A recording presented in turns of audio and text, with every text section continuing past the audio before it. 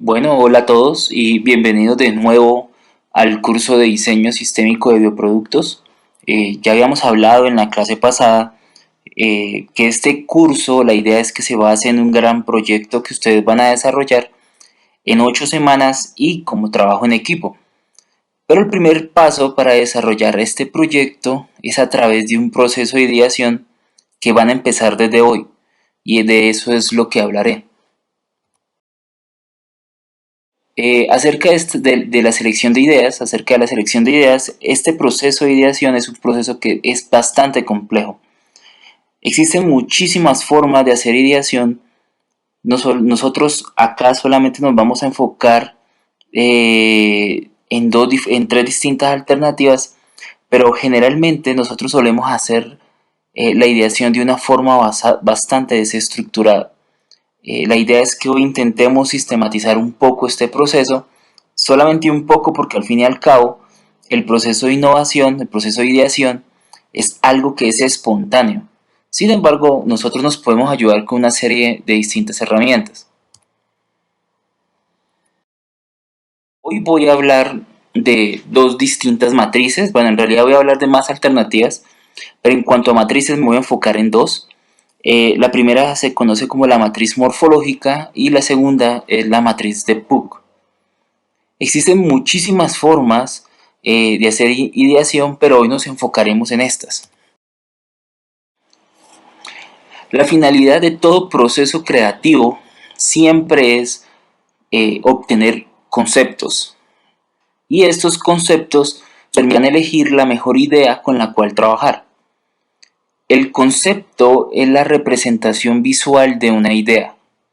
Es todo aquello que expresa las cualidades de algo, pero ese algo en nuestro entorno puede ser un producto, puede ser un proceso o puede ser un servicio.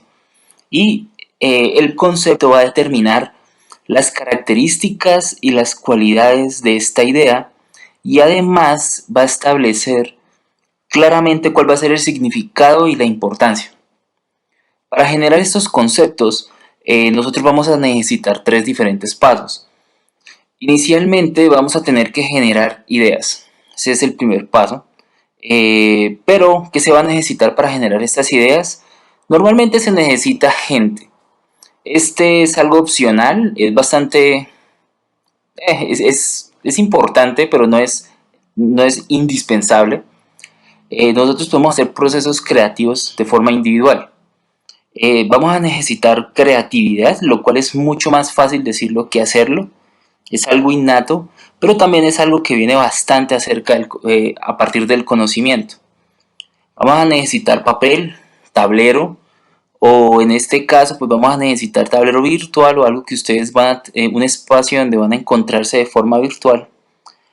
Y en mi caso no es opcional, deberíamos tener pizza y cerveza, pizza y polas. ¿Por qué? Porque ahorita vamos a hablar de eso. Una vez tengamos estas ideas, las vamos a organizar en matrices, ¿sí? La matriz que vamos a usar es la matriz morfológica, de la cual vamos a hablar más adelante. Y por último, es necesario desarrollar y refinar las mejores ideas en una matriz que se llama la matriz PUC.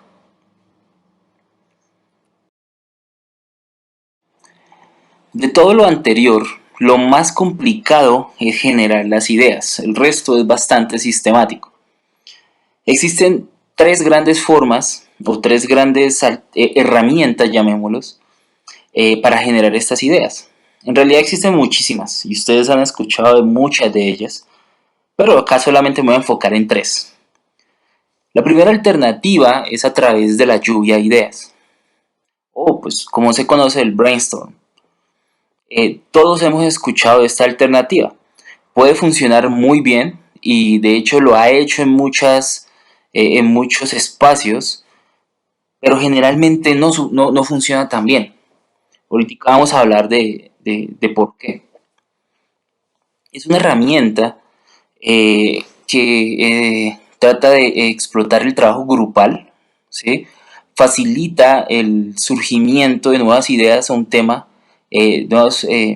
pues para un tema o problema determinado, eh, y arranca esta aproximación, siempre va a arrancar de un grupo de expertos y es importante que nos metamos eso en la cabeza. Estas eminencias, ¿sí? Que generalmente pues, son los investigadores que hacen parte del grupo de investigación y desarrollo de una empresa, lo que hacen es reunirse y de pronto algunos de ustedes son parte de I más de alguna empresa, pero ellos lo que se hacen es reunirse, combinan sus conocimientos, combinan sus experiencias y la idea es que puedan desarrollar nuevos conceptos. Recuerden la palabra concepto. Ahora, también pueden desarrollar conceptos alternativos a funciones previas, ¿sí? Y la lluvia de ideas es una técnica que se utiliza para generar ideas originales. Este concepto es bastante importante y por favor recuérdenlo, ¿sí? La lluvia de ideas intenta generar ideas originales. De hecho, todas las formas, todas intentan hacer ideas originales en distinta medida. Ahora, eh, también la lluvia de ideas es importante que se hagan en ambientes relajados, ¿sí? Esto es casi no es exclusivo, es algo que se hace en todas las formas de ideación y ocurre porque, por eso es que yo les decía acerca de las pizzas y las cervezas, porque se ha demostrado, y eso lo ha demostrado bastantes estudios, que no los tengo acá listados, pero podría hacerlo, que muestran que ambientes el ambiente afecta o ayuda al proceso creativo. Eso lo pueden ver ustedes en los ejemplos de Google, el ejemplo de Apple y otras grandes empresas que están innovando nuevos productos en todo momento. Sin embargo, la lluvia de ideas pues no es de lo mejor. Uno de los grandes retos que tiene esta herramienta no es que no se generen ideas, de hecho, pues pasa muy a menudo, sí, pero ese no es el gran reto. El gran reto es los sesgos. Y estos sesgos se dan por las experiencias y los conocimientos que tienen todos estos expertos que están involucrados en el proceso de innovación. Por ejemplo, el ingeniero químico, como yo, siempre va a intentar pensar como ingeniero químico, es decir, va a empezar a pensar en eficiencias, va a empezar a pensar en rendimientos, en propiedades, de pronto en sensorial, si está en la parte de productos. Sin embargo, el diseñador, que también hace parte del equipo probablemente, va a pensar en comodidad de mercado y probablemente el economista va a empezar a pensar en plata. Sí, en fin. Pero ¿cuándo? La pregunta podría ser, ¿cuándo vamos a empezar a usar una lluvia de ideas? Bueno, generalmente se usa cuando hay necesidad de tres cosas. Primero, cuando quieren liberar la creatividad del equipo, cuando quieren generar un número grande o mediano, moderado, de ideas creativas, o cuando quieren empezar a involucrar distintas partes y para encontrar mejores oportunidades de mejora. Cuando se quiere hacer una lluvia de ideas, los pasos que se deben llevar a cabo para hacerla son, en primera instancia, lo que se debe hacer es definir un tema o un problema. Este puede partir de distintas fuentes y eso depende mucho de, pues, de la circunstancia. Se puede arrancar de necesidades de mercado, se pueden arrancar de necesidades tecnológicas, de necesidades, no sé, ingenieriles, en fin, cualquier tipo de necesidad. Para dar orden en todo este proceso, es necesario nombrar un conductor que es quien va a dar las reglas y es importante que hayan reglas para la sesión de lluvia de ideas. La lluvia de ideas no debe ser bajo ninguna circunstancia un proceso completamente, llamémoslo libre, aleatorio. Ahorita vamos a hablar un poquito del resto de ideas, del resto de reglas. Cada miembro del equipo lo que debería hacer es empezar a crear ideas de forma libre, ¿sí?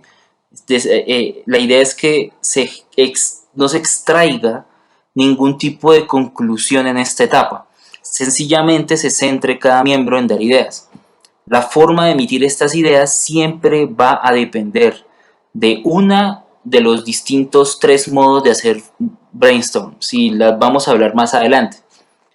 Además, estas ideas deben expresarse, y esto es algo que siempre se va a recomendar, debe expresarse en el menor número de palabras como sea posible. Ahora, como les dije anteriormente, la lluvia de ideas parte de un grupo de expertos, es decir, estas ideas aparecen del conocimiento que se tenga acerca del tema o del problema que están trabajando. Si no son expertos, si no saben, pues no van a tener ningún tipo de ideas que generar.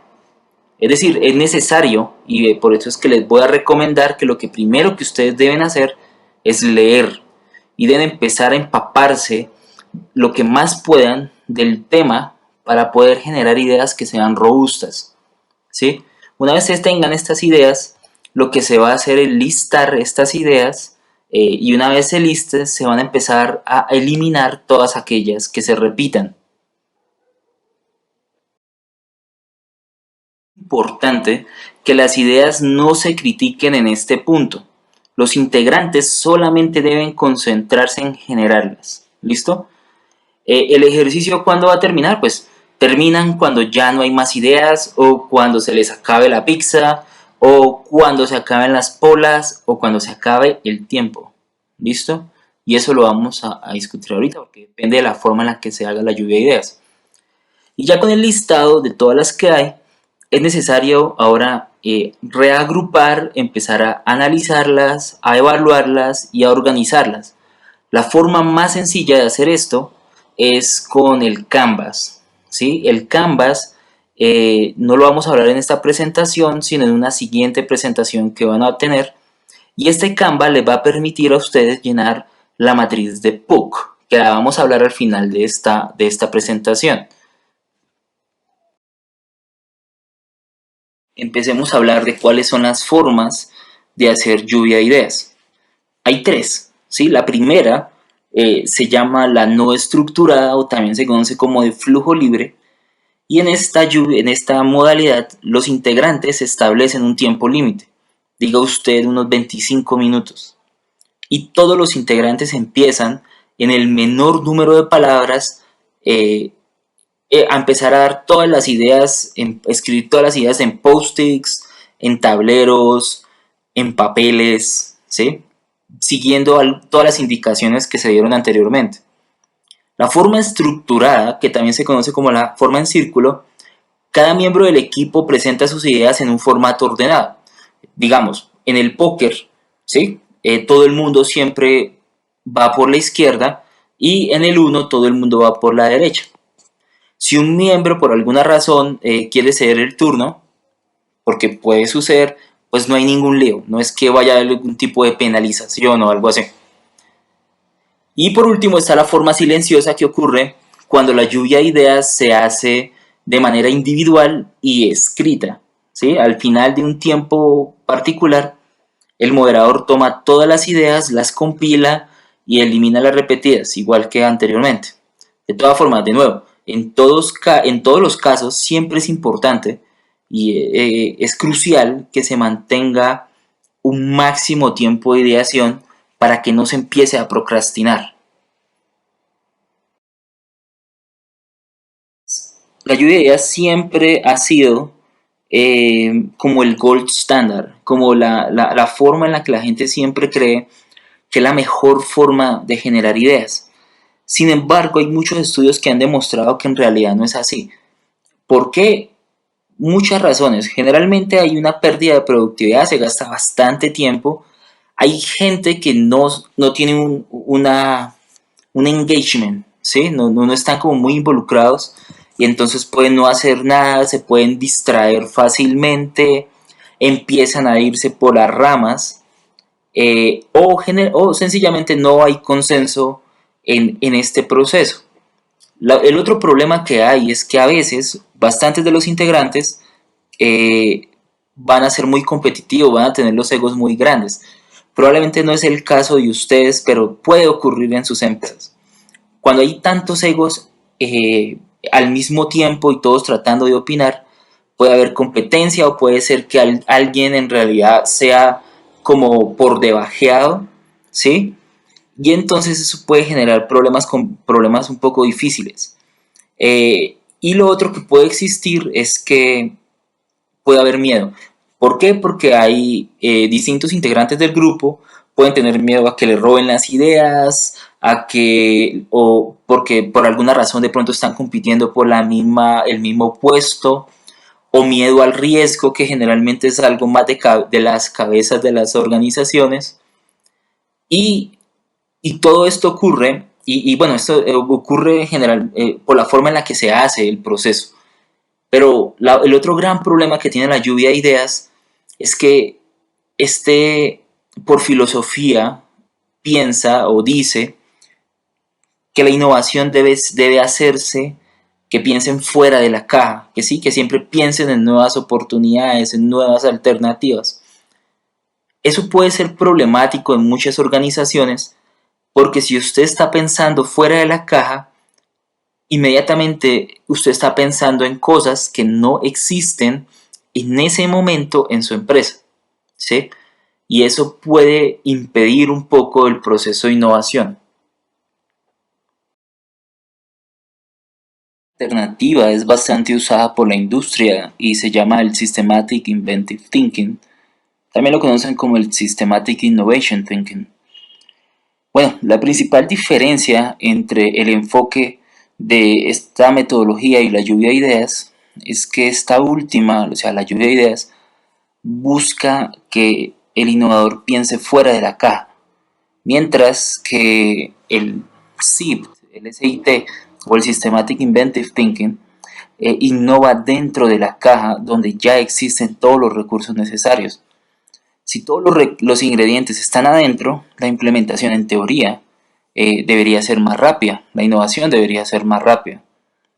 Un ejemplo concreto de esta diferencia es que mientras otros métodos buscan desarrollar nuevos productos, nuevas ideas, recuerden lo que yo les decía anteriormente acerca de la generación de nuevas ideas, el Systematic Inventive Thinking empieza con un producto que ya existe e identifica las características o qué características hay que mantener o cuáles pueden ser mejoradas.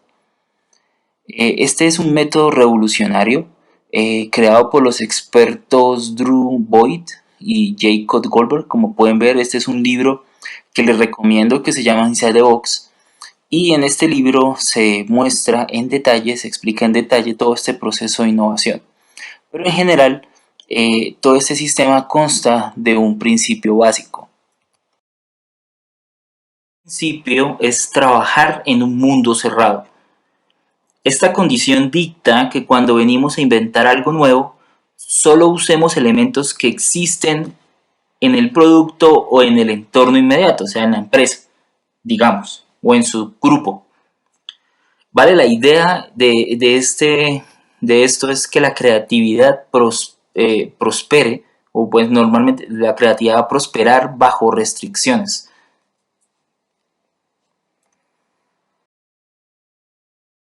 Más innovadores son desarrollados utilizando uno de estos 5 diferentes patrones.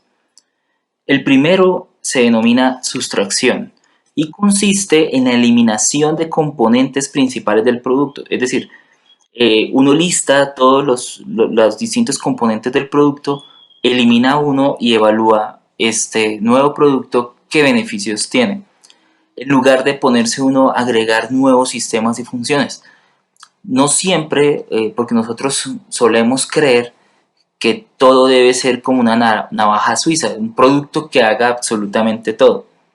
La segunda forma es mediante unificación de tareas, que es cuando se asigna nuevas tareas a un recurso que existe dentro de la cercanía del problema. De eso lo vamos a hablar más adelante.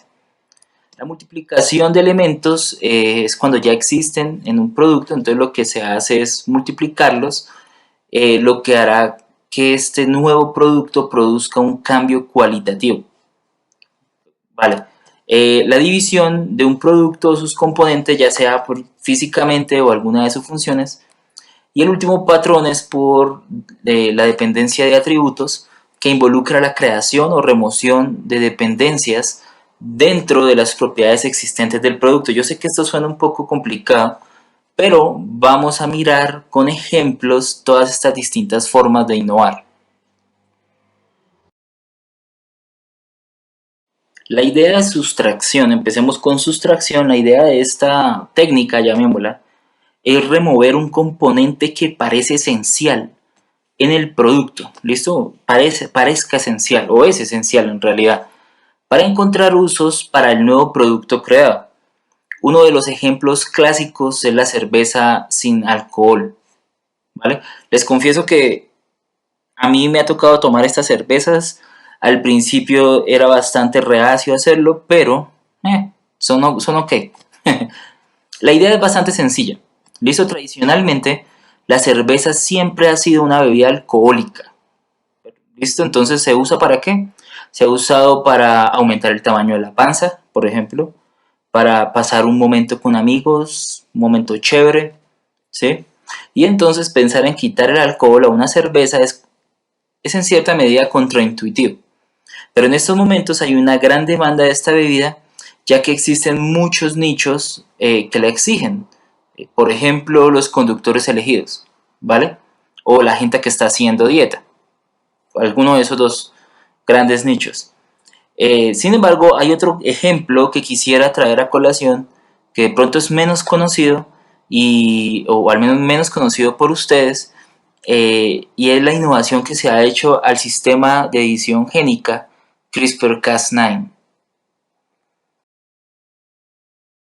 El sistema de edición génica CRISPR-Cas9 o CRISPR-Cas9 es uno de los sistemas que más ha dado que hablar en los últimos años. Es una promesa, ¿sí? Para que se ha venido utilizando para hacer terapia génica.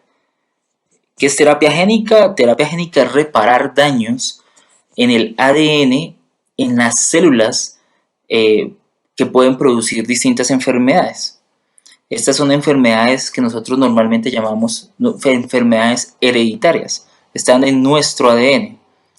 De hecho, nosotros hemos visto este tipo de edición génica en películas, como por ejemplo Rampage, que es esta película donde hay un simio blanco, grande, que es modificado con CRISPR, en fin, una película bastante malita.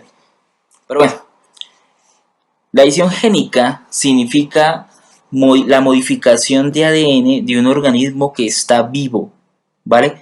Estas modificaciones deben ser precisas, porque de lo contrario pueden generar mutaciones en sitios no específicos, ¿sí? Y todos sabemos cómo se llama cuando hay mutaciones en sitios no específicos.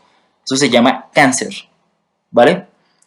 Para modificar el ADN, nosotros siempre necesitamos dos cosas y es lo que se ve en esta figura. Necesitamos algo que nos indique exactamente dónde cortar y otra parte que corte. ¿Por qué? Porque esos cortes en el ADN es lo que necesitamos para poder reparar el daño que tiene algún tipo de problemas. CRISPR-Cas9, esos dos componentes, el primero se llama el sistema CRISPR, que es la primera parte del nombre, que contiene todo lo que se llama el ARN guía, lo que ustedes pueden ver acá. Y es el que nos permite buscar la región del ADN que debe ser modificada. La segunda parte es lo que ustedes ven en azul en esta imagen, esta cosita como una especie de globo, el cual es una enzima, ¿sí? Y es la que se llama Cas9, que ustedes ven acá. Esta enzima actúa como si fuesen tijeras moleculares, ¿vale? Y es la parte que se va a encargar de cortar el ADN, ¿listo? Entonces, nosotros para este sistema tenemos dos partes.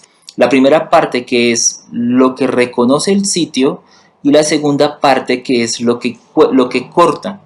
Sin embargo, pensemos un segundo en la idea de sustracción. Pensemos que vamos a hacer innovación utilizando sustracción de este sistema.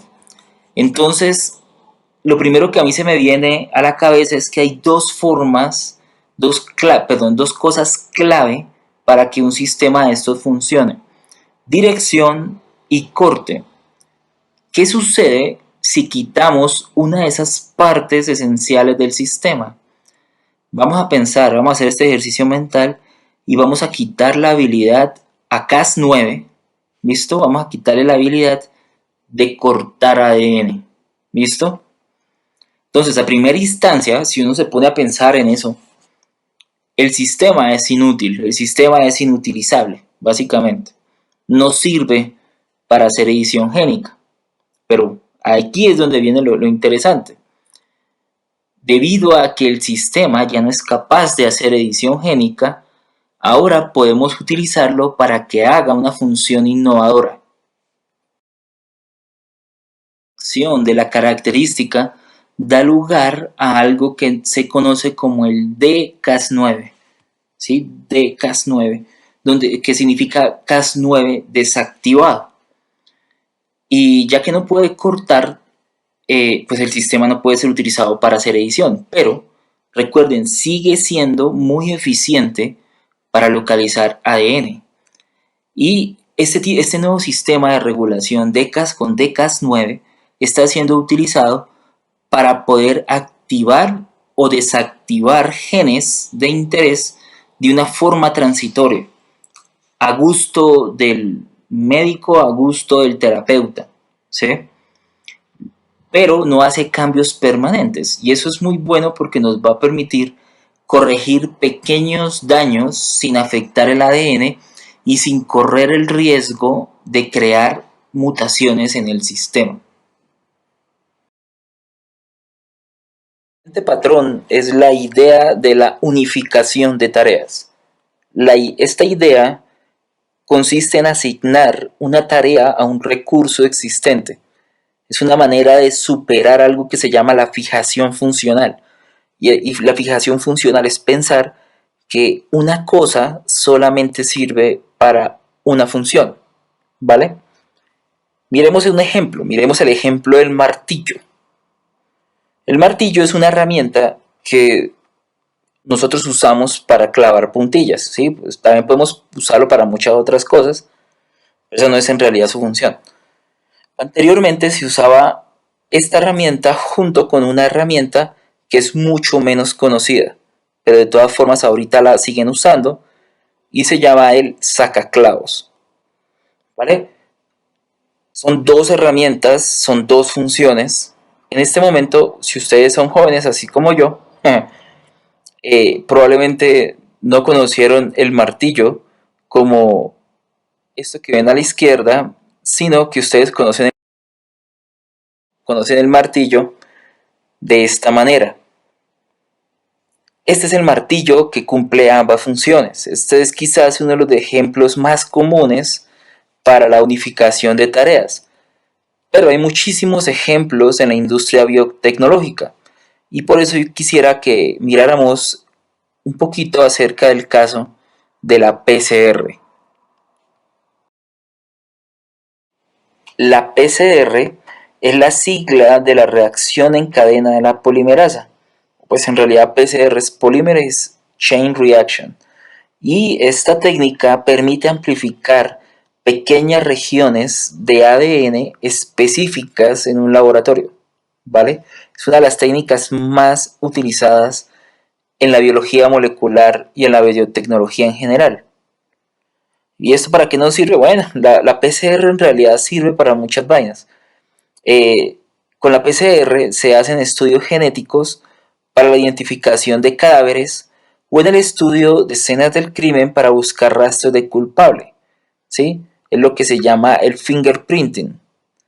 Esta técnica permite identificar de cualquier tejido los patrones de ADN de una persona y ellos difieren entre uno y el otro. Y es por eso que uno dice que el patrón de ADN entre papás e hijos es de alrededor del 99% de similitud, ¿vale? Porque nosotros venimos del mismo origen, pero no son exactos. Y eso se hace utilizando PCR. Esta técnica también puede ser usada para facilitar la clonación de distintas proteínas de interés industrial, farmacéutico, alimenticio, ambiental, en fin, cualquier tipo de proteína de forma recombinante. Y aquí tengo un ejemplo de una proteína que se llama la luciferasa. La luciferasa es una enzima que es la responsable del brillo de las luciérnagas. ¿Listo? Y se usa en biología celular como el indicador en distintas pruebas diagnósticas. ¿Vale? Pero existen otras más aplicaciones que distintos grupos de investigación están empezando a explorar, tal como los bombillos bacterianos. Estos bombillos bacterianos son básicamente un medio de cultivo con un microorganismo que produce estas enzimas, y esas bacterias tienen circuitos genéticos que son capaces de responder a la luz, ¿vale? Entonces, esta es una de las aplicaciones que se está utilizando, en donde se está utilizando proteínas recombinantes, pero estábamos hablando de PCR. Entonces, devolvámonos a la PCR. Para hacer una PCR, ¿listo? De la cual hablaremos más en detalle en otra clase diferente, se necesitan bastantes reactivos, incluyendo todos los que ustedes ven acá. ¿Cuáles son estos? Bueno, necesitamos el ADN, el molde, el template, que es el ADN que queremos amplificar, el cual queremos obtener muchísimas copias. Necesitamos primers, que en español se conocen como cebadores, el cual me parece un nombre terrible, prefiero llamarlo primers. Tenemos la polimerasa de ADN, que es la enzima que se va a encargar de llevar a cabo la reacción de polimerización. Tenemos los DNTPs, que en realidad es una mezcla de ATP, de TTP, de GTP, de STP, que son cada uno de esos constituyentes que constituyen al ADN. Recuerden que el ADN en realidad es el ácido deoxirribonucleico, y cada uno de estos son los nucleótidos para la deoxiadenosina trifosfato, y así sucesivamente. Entonces, digamos, aquí tenemos todos los distintos constituyentes del ADN. Y por último tenemos una serie de sales, una serie de otros cofactores que son necesarios para llevar a cabo la reacción. Una vez nosotros tengamos nuestra PCR, tengamos nuestro producto, es necesario utilizar una técnica que se llama electroforesis. Y esta técnica se utiliza para observar si el tamaño del ADN obtenido es el correcto. Recuerden que nosotros estamos intentando amplificar un fragmento de ADN. ¿Vale? Esa es la razón de la PCR. Amplificar un fragmento de ADN. Las muestras de ADN se cargan en pozos, que es lo que ven en la parte superior de ese gel, que son unas ranuras. Y se aplica, pues se coloca este gel bajo una corriente eléctrica, bajo un electrolito, que esta corriente eléctrica lo que se va a encargar es de arrastrar este ADN a través del gel, el cual tiene un tamaño de poro determinado. Este gel es normalmente de agarosa. Estas muestras se cargan con un marcador, que es un tinte que se utiliza para poder observar el trayecto de todos los carriles. ¿Sí? Esto se hace porque el ADN es fluorescente, ¿vale? Es fluorescente, pero nosotros no podemos verlo de una forma muy fácil a ojo. Entonces nosotros agregamos un marcador que nos permite determinar cómo se están moviendo todos nuestros fragmentos. Los fragmentos de ADN, se me olvidaba decirle, tienen carga negativa. Entonces todos ellos se van a mover hacia la parte positiva del electrodo. Por tanto, van a empezar a andar a través del gel, y como todos tienen la misma relación carga a masa, pues vamos a ser capaces de separar los fragmentos de ADN por peso o por tamaño. Los más pequeños avanzarán más, los más grandes se quedarán en la parte superior. Al finalizar el corrido de este gel, este se tiñe con un pigmento que se une al ADN, ¿vale?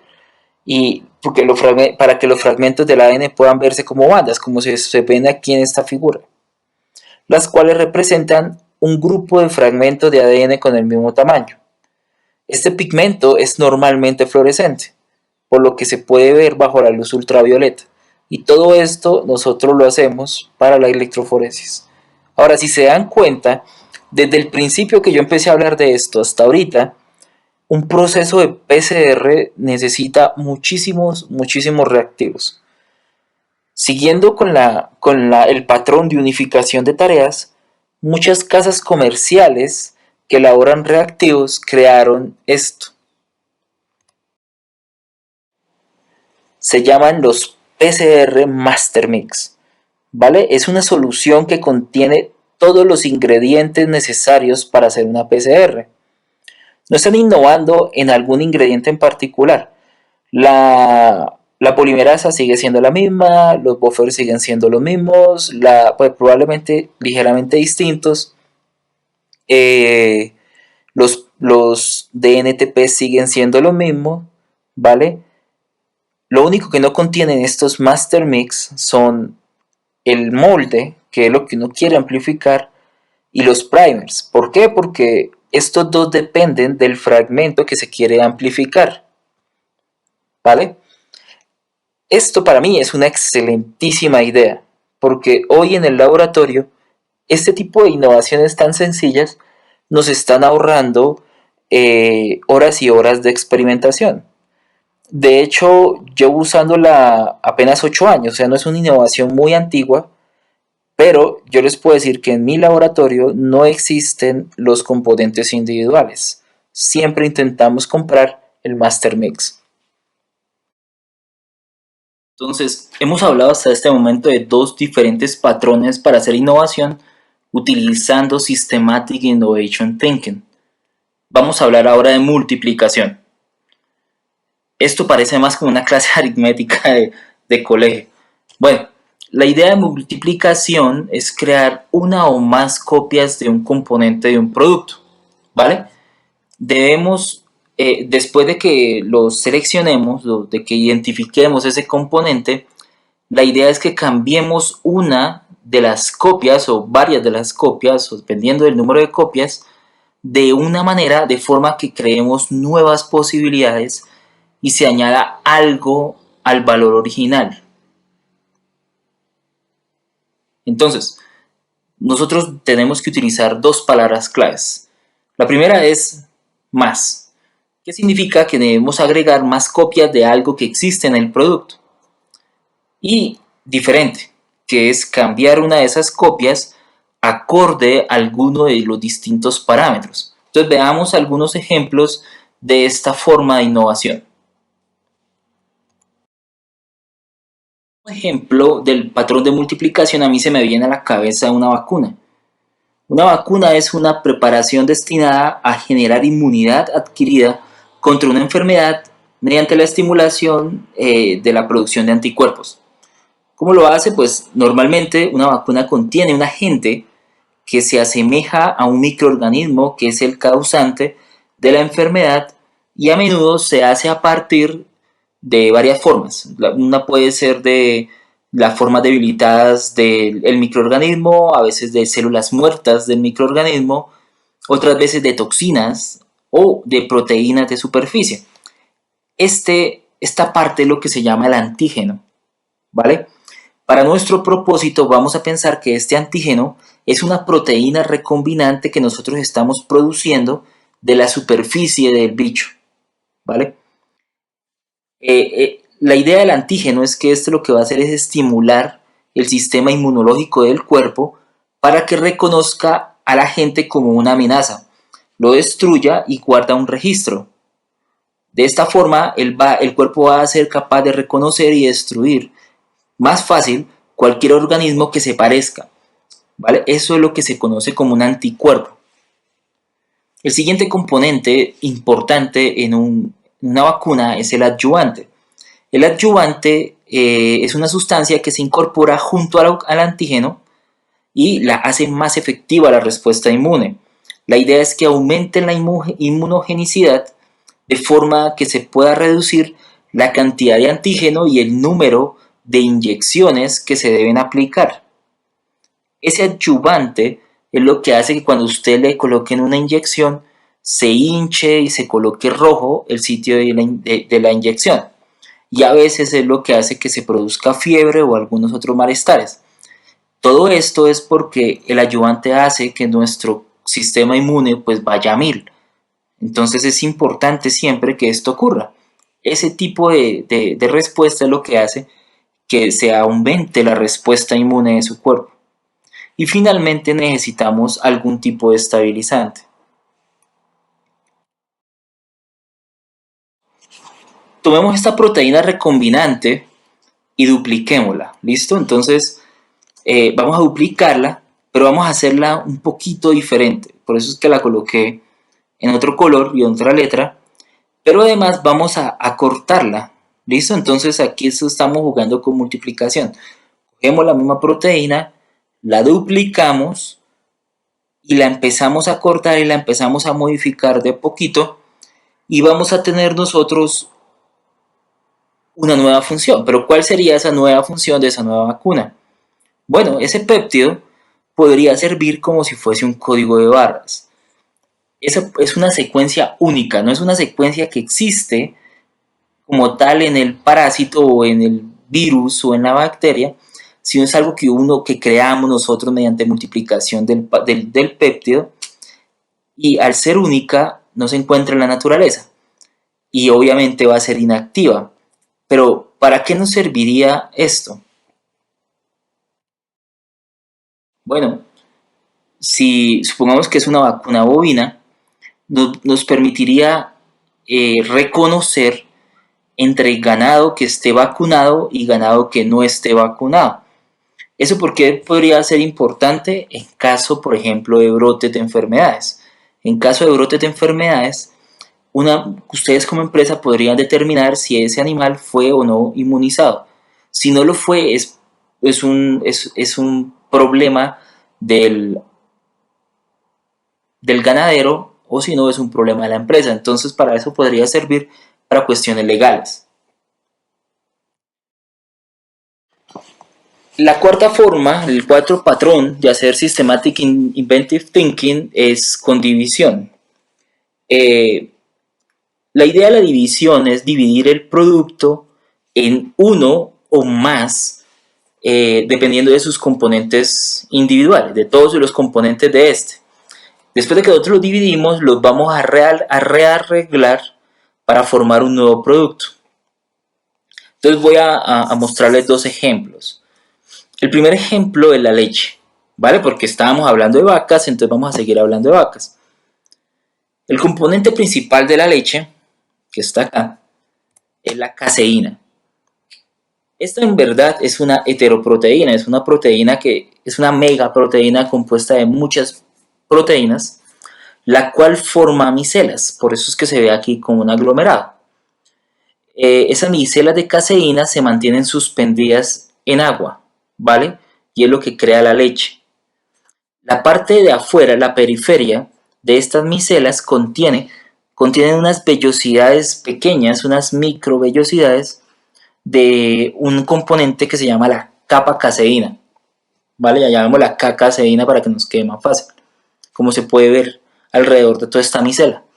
Esas vellosidades es lo que permite que esa micela se mantenga en suspensión.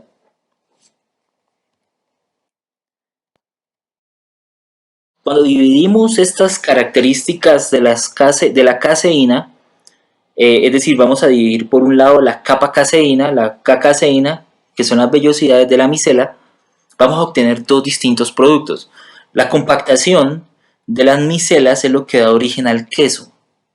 ¿Listo? La cacaseína que sale del suero, que es lo que se llama el suero de leche, es lo que se comercializa hoy como whey protein, proteína de suero, y es lo que se comercializa para atletas. ¿Sí? Y este sería un ejemplo para mí de un proceso de innovación utilizando división. Pero como estamos hablando de leche, pues se me ocurrió otro ejemplo para multiplicación. Y ese ejemplo es el yogur griego. El yogur griego tradicional es un producto lácteo que está hecho con leche de vaca generalmente y por lo general contiene más grasa y lo más importante es que contiene entre el 8 y el 16% de proteínas, que es el doble de lo que normalmente se obtiene de un yogur tradicional. Ahora, si pensamos en los componentes de un yogur tradicional y de un yogur griego, nos vamos a dar cuenta que son básicamente los mismos, excepto en la cantidad de proteína. Pero, ¿ustedes de dónde creen que viene esa proteína? Y también les dije que aumentaba la grasa. Entonces, ¿de dónde creen que vienen esos mayor cantidad de componentes? Claro, pues la respuesta más fácil sería pues de más leche, ¿sí? Específicamente de leche en polvo. La adición de leche en polvo en la elaboración de un yogur aumenta el contenido tanto de grasa como de proteína. Y además, debido a que también aumenta la formación de micelas, también va a mejorar el crecimiento de bacilos y la cremosidad del yogur. Por cierto, la leche en polvo es un ejemplo de innovación por sustracción, donde se toma la leche y se sustrae un componente esencial que es agua. ¿Sí? Entonces ahí tenemos leche en polvo.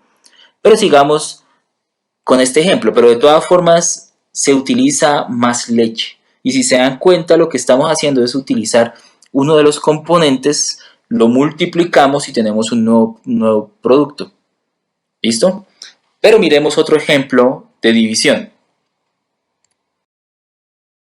Y es acerca del cannabis, de la marihuana, la hierba, el porro, la mota, etcétera, depende de dónde es usted.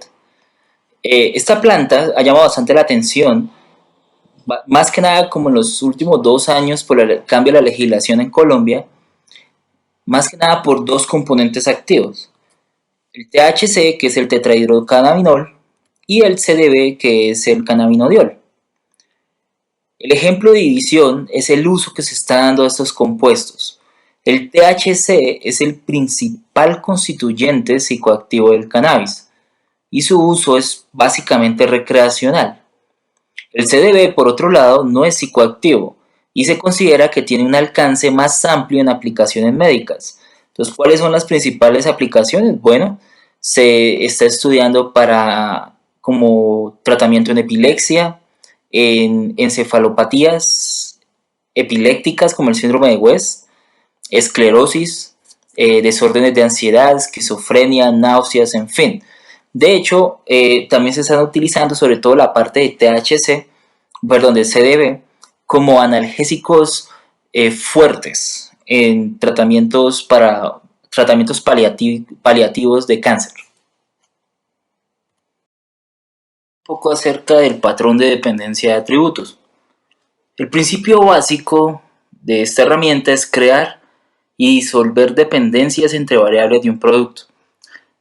En dependencia de atributos trabajamos con variables en lugar de componentes. Todo lo que hemos hecho antes es con un componente, ahora vamos a cambiar es una variable. Una variable es obviamente algo que varía, algo que tiene el potencial de cambiar los valores. Son fáciles de identificar como parámetros que pueden cambiar dentro de un componente o dentro de un producto. Para este caso, tenemos a la proteína verde fluorescente, que se conoce como GFP, que es por las siglas en inglés del Green Fluorescent Protein. Es una enzima, este es uno de los ejemplos que se me ocurrió, es una enzima que es aislada de una medusa que se llama Aquadora victoria. Es una proteína que contiene un fluoróforo, el fluoróforo es una parte de esta proteína que responde a la excitación de luz ultravioleta para producir una fluorescencia verde, bastante brillante, bien bonita. De hecho, si van en este momento, pues si pueden salir a la venta de accesorios o donde vendan peces, verán que algunos han sido modificados genéticamente para ser fluorescentes. En realidad ese es quizás uno de los peores ejemplos para, pues para qué puede servir esta enzima. Yo creo que este es mejor. ¿Lo creen? ¿No? Mentiras. Uno de los ejemplos más comunes para hacer proteínas verde fluorescentes es para visualizar en qué parte de una célula está presente una proteína, como acá. En este ejemplo lo que hicieron fue fusionar una proteína como GFP a un gen de interés para poder determinar cómo y dónde se expresa la proteína codificada por el gen.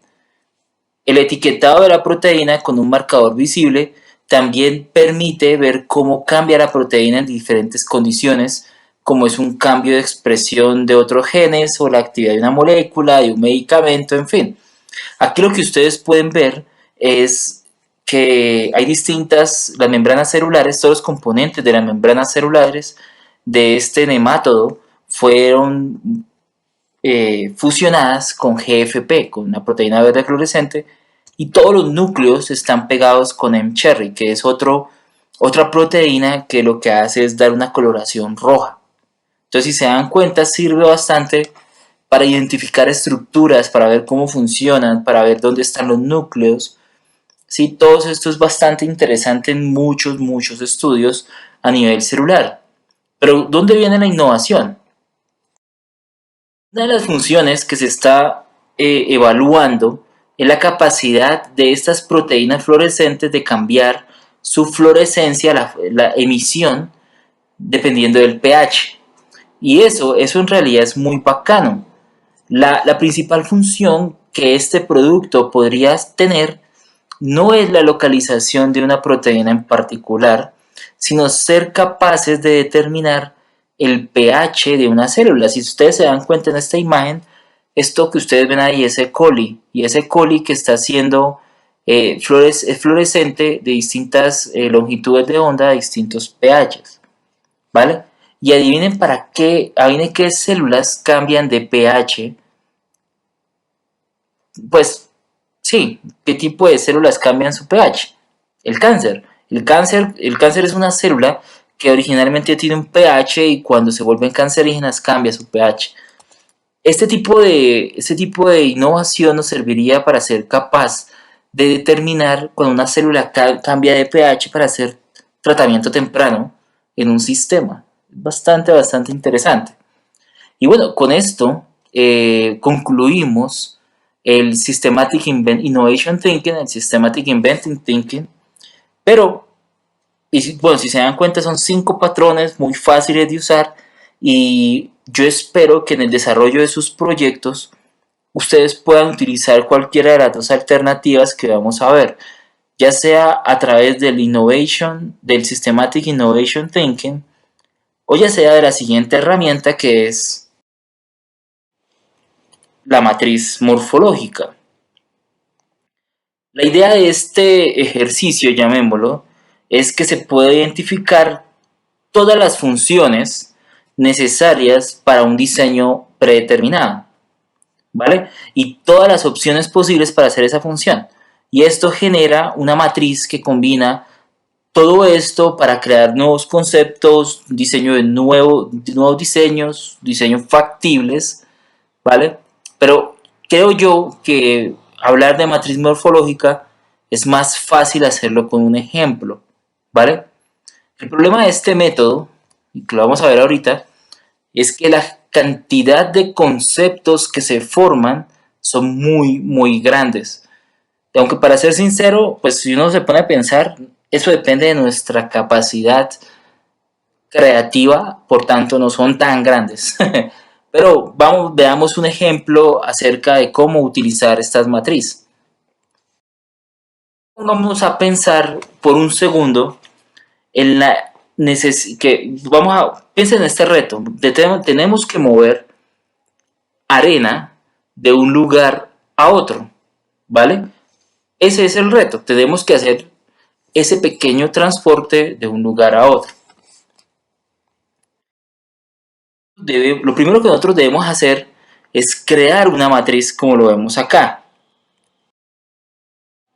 En las filas, todas las filas, vamos a colocar todas las funciones necesarias para resolver el problema en cuestión.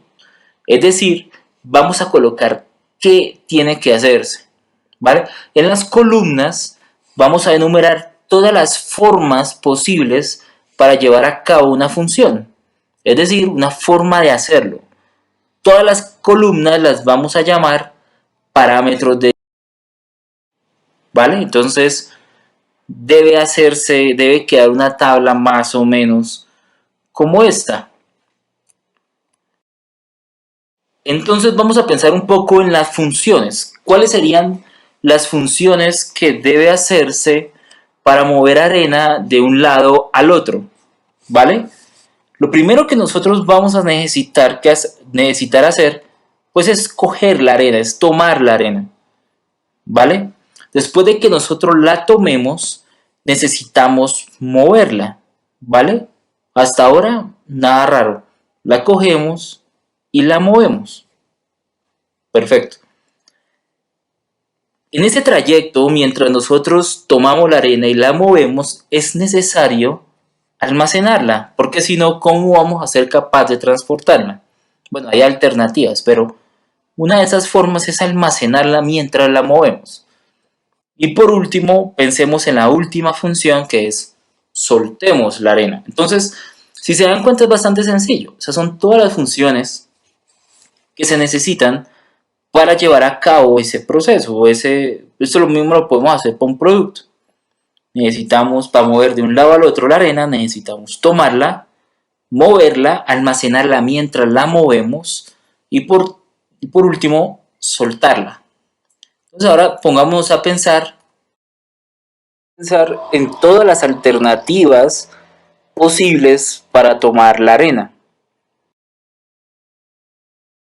Para tomar la arena tenemos varias opciones, como bien podemos ver en esta tabla. Podríamos usar un balde, quizás paladas, utilizar pala, podríamos barrer la tierra, incluso podríamos utilizar vacío para recolectarla. Al menos esas son las ideas que a mí se me ocurrieron. Ahora, por favor, pausen este video y piensen acerca de las formas que podrían usarse para mover la arena de un punto al otro. ¿Listo? ¿Ya lo hicieron? Perfecto. Quizás pensaron en estas alternativas.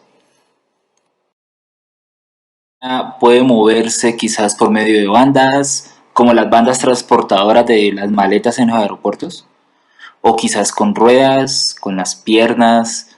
Una forma curiosa que se me ocurrió fue con flotadores como aerodeslizadores, pues es una idea, ¿no? Ahora me imagino que muchos de ustedes pensaron en una carretilla para mover la arena. Bueno, la carretilla es una herramienta, no es una función. ¿Sí? De hecho, la carretilla es un compendio de distintas funciones. ¿Sí? Y esta usa ruedas para transportar la arena. O sea, la función mover en la carretilla es con ruedas. Bueno, a ver, hagan este mismo ejercicio, para las formas en las que sean capaces de utilizar la arena. Recuerden, piensen en las funciones, no en herramientas. ¿Ya terminaron? Perfecto. Estas fueron las que se me ocurrieron a mí. Se me ocurrió un balde. Ese balde puede usarse para recolectar o para almacenar, ¿no creen? Quizás pueda este balde estar cerrado. Pueden llevar la arena con las manos si quieren. O pueden usar algún otro tipo de recipiente que se les ocurra. Y para finalizar, vamos a pensar en las distintas formas que se pueden usar para soltar la arena, para liberarla del reservorio al destino final.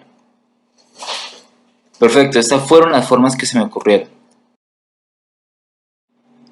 Un pivote, es decir, un dispositivo mecánico que sea capaz de voltear algo, pues para mí eso es un pivote. Pueden llamarlo una palanca o alguna otra forma. Quizás puedan liberarlo por medio de una bomba o un compresor o un ventilador. Todo lo vamos a compendiar aquí donde dice bomba. Y puede quizás tener una puerta o una especie de compuerta que permita que se libere la carga, o sencillamente pues, la gravedad pueda hacer su trabajo. Listo, ya tienen este gran listado de funciones y soluciones. Tienen en realidad 4 funciones, 4 soluciones. Ahora debemos ponernos a pensar en conceptos nuevos al combinar todos estos parámetros de diseño. Por facilidad, vamos a usar primero la primera columna, ¿listo? Entonces, la forma en la que vamos a recolectar nuestra arena, según nuestra matriz, es con un balde, ¿vale? La forma de transporte es utilizando bandas. Esto que ustedes ven acá es una banda, ¿no? No son llantas como tal, es una banda. El almacenamiento se va a hacer utilizando el mismo balde, según nuestra tabla. Y finalmente vamos a utilizar un pivote para hacer que este balde libere su cargo. Perfecto. Entonces, ya tenemos nuestro primer concepto. ¿Sí ven? ¿Qué les parece? ¿A qué se les parece esto que ustedes ven ahí? Claramente parece una retroexcavadora, ¿vale? Este sería nuestro primer concepto. Y vamos a tenerlo, vamos a recordarlo para los siguientes pasos. Vale, vamos con el segundo concepto. Entonces aquí seleccionamos una serie de distintas posibilidades en rojo en esta matriz. Y entonces vamos, según la matriz, a tomar nuestra arena por medio de un vacío, ¿vale? ¿Esto cómo? Pues como lo hace una aspiradora, por ejemplo. Lo vamos a mover usando ruedas y lo vamos a almacenar en una especie de balde o un recipiente cerrado que lo esquematizo de esta forma. Finalmente, pues vamos a tener que abrir una puerta de forma que podamos liberar la arena. Y pues así tendremos nuestro segundo concepto, que se parece a esto, ¿no? Es una barredora de calles. Chévere, ¿no? Este sería el concepto número 2. Y de esta forma nosotros podríamos utilizar la matriz de Puck para seguir generando conceptos. Hagamos un último experimento, un último ejemplo, que son con las que están acá mostradas. En este caso, la arena la vamos a recolectar por medio de una pala, ¿vale? Vamos a utilizar piernas para moverlas y vamos a cargar un balde de un lado al otro.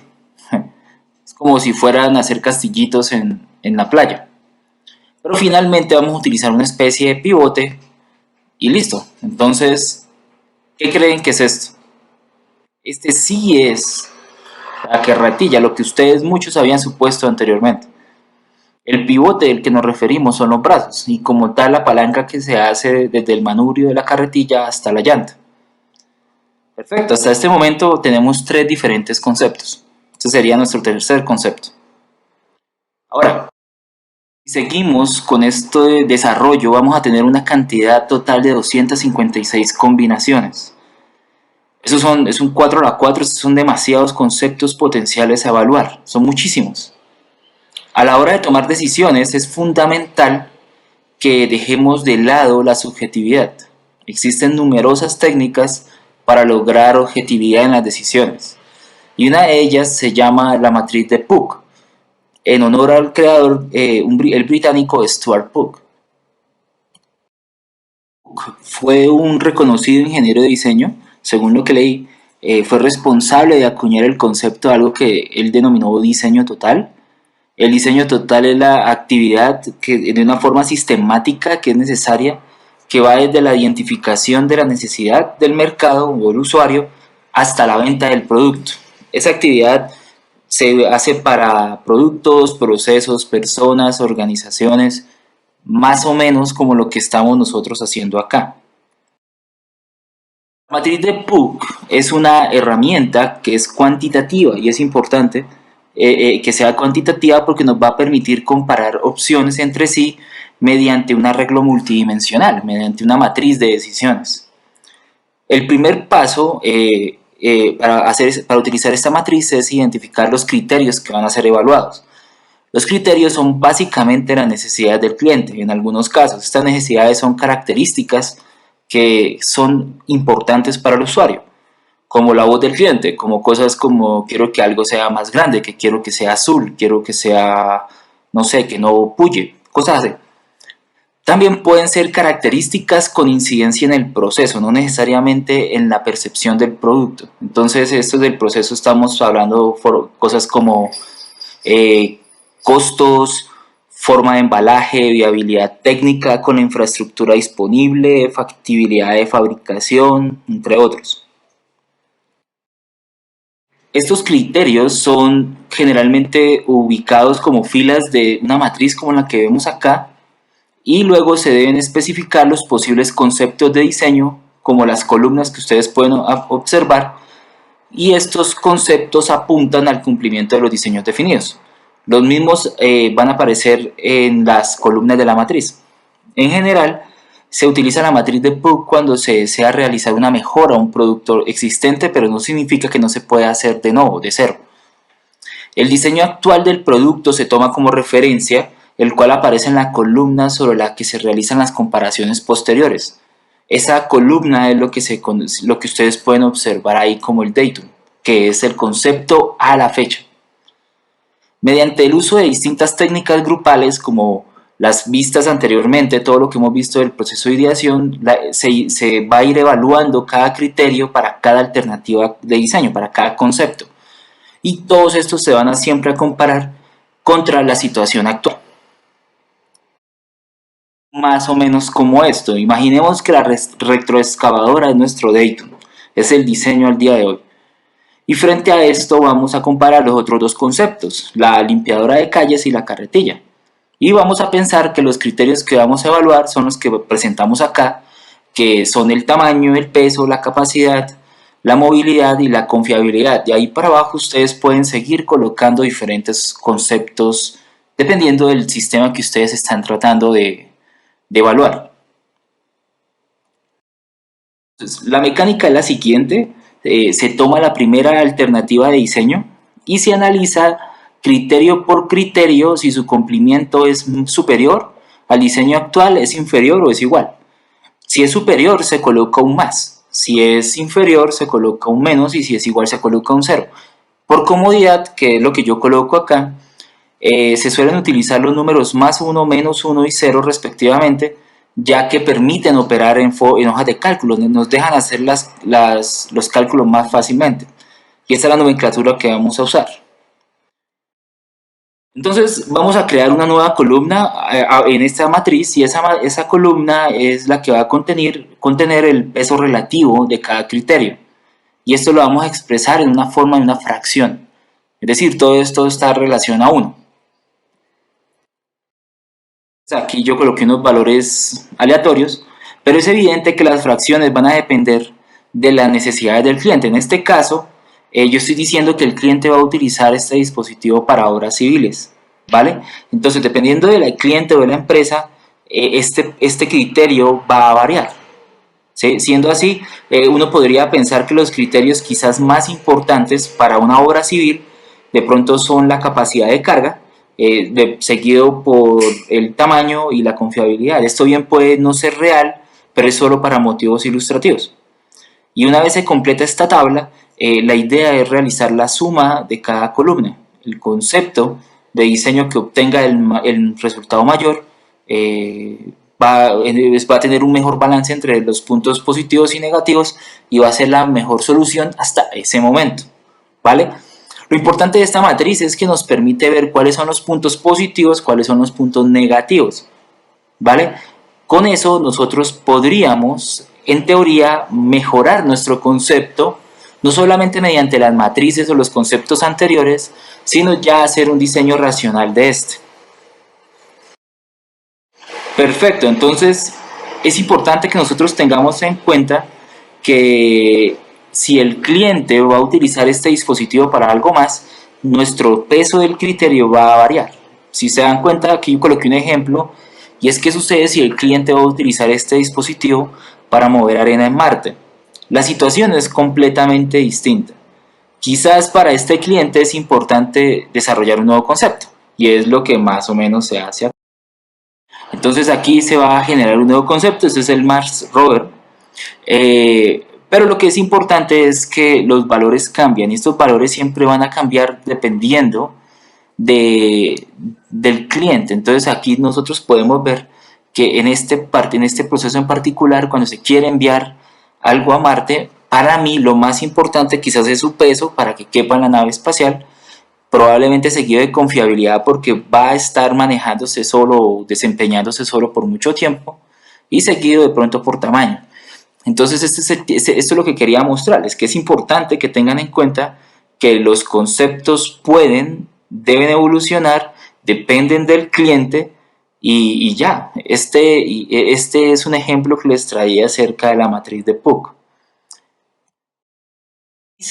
Para finalizar este video, pues lo primero que quería decirles es que hablamos acerca de la primer paso que se hace en el diseño de producto, que es la ideación. Les contaba que existen tres formas de hacer ideación: la lluvia de ideas, el Systematic Innovation Thinking y la matriz morfológica. La decisión de cuál usar depende de ustedes. Perfecto, vale.